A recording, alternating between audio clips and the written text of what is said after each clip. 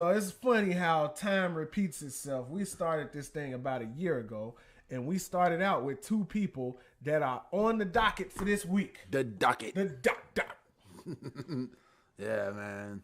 Yeah, you said it was time to cut the shit. It is time to cut. We still ain't cut the shit. The We shit still has haven't come cut back. the shit. Man, this And it was motherfucker, these two people the same two that you people. was talking about. Man, like Wow. Lil Dicky weak ass and Gary Owen weak ass. Little goof ass. Bruh, I'm so tired of this shit. Like, it seemed like the two people that try to find ways for white people to say nigga keep on popping up on my fucking timeline. I was on YouTube and I literally had to say not interested because Gary Owen kept popping up and Lil Dicky kept popping up. Like, man, fuck, I don't want to see or hear from neither one of them.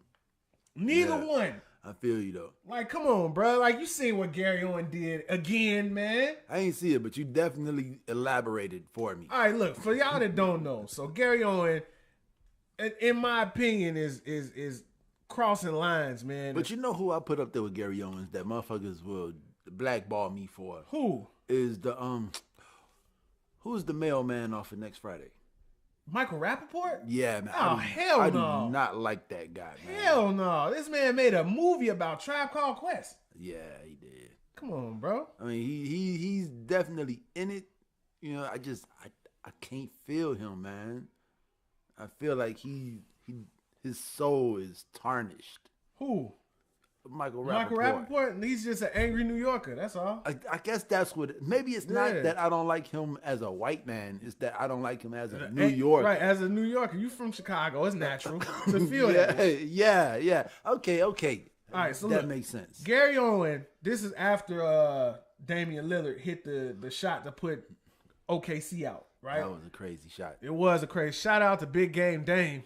Big game Dame. dropping dimes. That was like AKA Dame Dollar. that was like from the 5-point line. Yeah, so look, Gary Owen posted, if Portland's coach could say the N-word, that was the perfect time.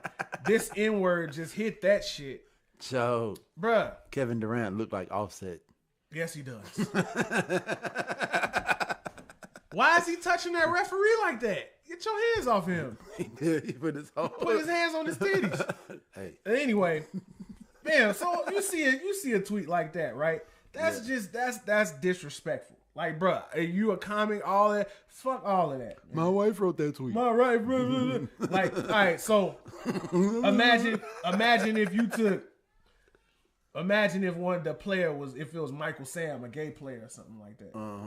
And you replace the N word with the F word. Yeah. You know what I'm saying? Like, bro, why is this okay? Yeah, this is man. not okay, man. Because look, this has been going on longer than any movement. Like, I feel like since the Black Panthers, white people have not been able to say the word nigga. They shouldn't be able to. Like, before the Black Panthers, white people just, hey, nigger, give me 5 on 10. That shit is over. Why would you want to say it and after throw the money at you? After the history of your people saying it? Yeah. Why would you what want it to say means it? for your people to say this? Right. Why would you want to say it again? Why would you even play with it? Yeah. If you calling me your friend, why would you want to play with that word around me? Because, you know, period. Because friends want what they friends have. I'm like, oh, man, you got one of those? Yeah, can I borrow it? Bruh, I do not want locks or a pair of 11s. I don't want either one of those, and you're my best friend. Hey, I don't want no Casals, but shit. Exactly. Exactamundo. Yeah, so fuck Gary Owen and all these bogus ass N-word jokes. Lil Dicky. Bogus ass. Who's the Lil Dicky hive? Oh, it's a bunch of them. Really? How many Lil Dicky songs you know besides the one where he was saying nigga is Chris Brown? No, I mean, I'm talking about the video. Mm-hmm. Is that a movie or is that an album? It's an album. But is the soundtrack to like an animated movie or something? It's about climate control. Climate change. And global warming and shit. Yeah. Yeah. That's what the whole album's about. Yeah. I mean, what's wrong with an album about climate change? David Banner makes albums. Bruh, when the last time you heard an India RE song? Exactly. Mm-hmm. You don't get what I'm getting at here. I don't. So, if Lil Dicky was Lil Irie, Lil something, Lil Irie, Lil Keith, Lil India, Lil Bibby, yeah. You know what I'm saying? He would be laughed out of hip hop. But because it's Lil Dicky with this imaginary fan base that's just sweeping the nation. Oh, no. Ain't nothing imaginary about any white rapper's fan base. There's nothing imaginary about that. Oh, man, look, I'm just saying. You figure Eminem fell off a long time ago. I'm just saying, like, man, for that to have occurred, man, I just feel really, really, and I'm not one to get offended by shit. See, like, but that's just bogus. So you got like an artist like Jay-Z, right? And then you got an artist like Schoolboy Q, right? And then you got an artist like Eminem, you know? Whereas, so Jay-Z's been doing this for so long that it doesn't seem like he should be getting as many fans that it shows as he still does, you know? And then you got an artist like Schoolboy Q who's like, yeah, come on, you could say the N-word in my song when I'm saying it. Just come on, you bought the ticket to the show. You bought the ticket. That's your nigga pass for the day. You can say the word today because you paid me money to say it. You know. And then you got an artist like Eminem, who they're like, oh well, he's white, so he's better than all of them. We're just gonna give him our money. Period. Yes, it's you know. It's like all right, it's like insult to injury. Like not only do you hold this position and you know it, like Eminem will say it. Like, man, the reason why I can do what I do is partly because I'm white. Yeah. He never didn't admit it. Yeah. Yeah. So you get a Lil Dicky that not only has this seemingly unfair advantage. He's always been transparent. Look.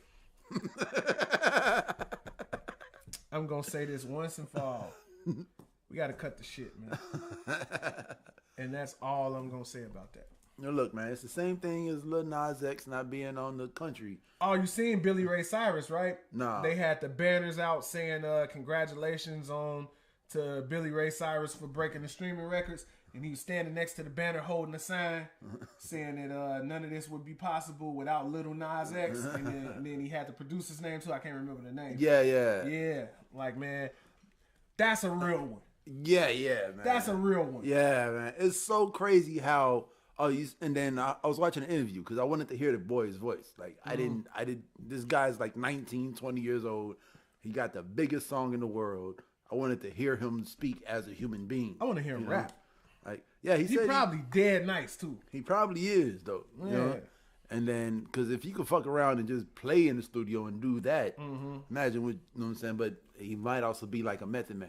Yeah. Like, just horrible albums. Yeah, but a dope superb lyricist. Yeah. Yeah, like upper echelon skills. Yeah. Just not great albums. That's why I always put Redman first.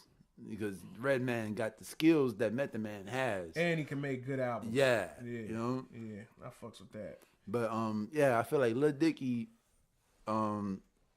he's a part of the machine that's what I was getting at when can erase a Lil Nas X. He can what?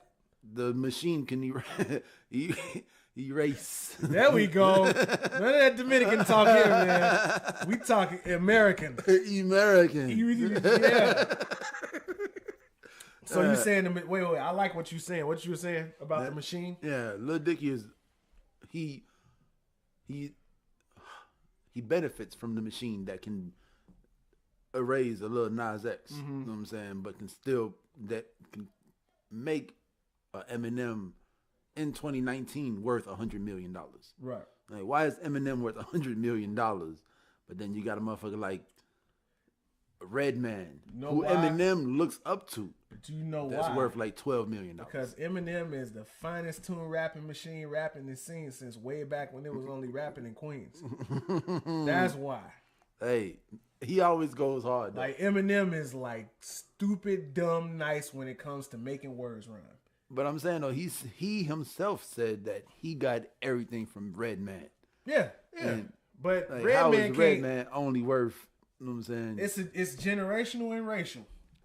Yeah. Yeah. So like, not only is Eminem younger than you. Yeah. But he's also whiter than you. Yeah. Yeah. And that's crazy because Redman is like very active on social media. Yeah. He's always putting music out. And he's always very doing shows. visible. Yeah. And it's like Eminem could hide out in Detroit and not do nothing. And motherfuckers would still be checking for him. Yeah.